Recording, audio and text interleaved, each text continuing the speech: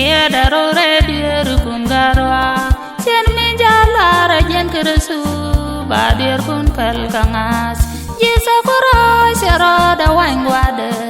paraga shangarona paraga shangan wale parani shang megura ranga sagar yaiman bade diare nwa bijenur wikwa chikwan yaronyal antalago kande yechol cheshare godu antalago kande yechol cheshare godu baliang jizagara cheshare gode antalago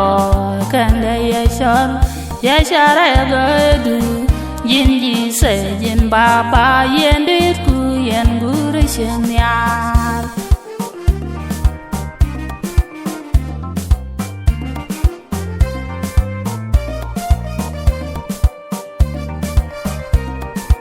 Wada yene dial tenane Yeshu Kristu bakon dia lagi Yeshu Kristu gakwa ya nerurewa senyun larui mo Rieda rore dir kun garwa sen menjala rajen Kristu badir kun pel kangas Jisa kora shara da wangwade paraga shangarona paraga shangan wale parani shang megura ranga sagar yaiman bade diare nwa bijenur wikwa chikwan yaronyal antalago kande yechol cheshare godu antalago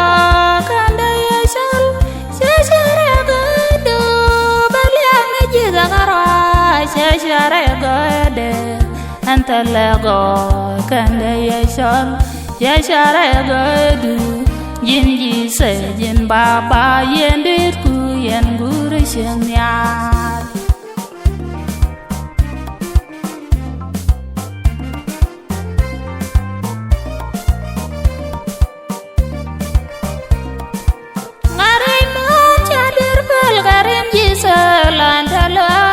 Jakol wany mar ka gwandan rem ji se rem kora rem dem manne dial rieda rore dir kun garwa chen min jalara jen kersu badir kun pel kangas jisa kora shara da wangwade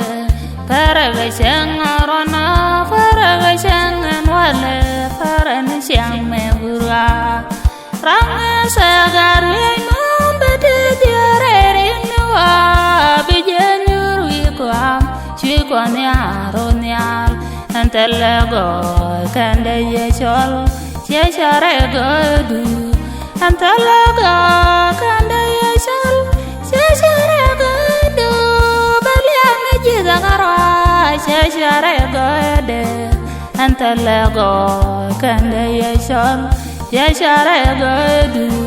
jinji se jin baba yendit ku yen guru shenyar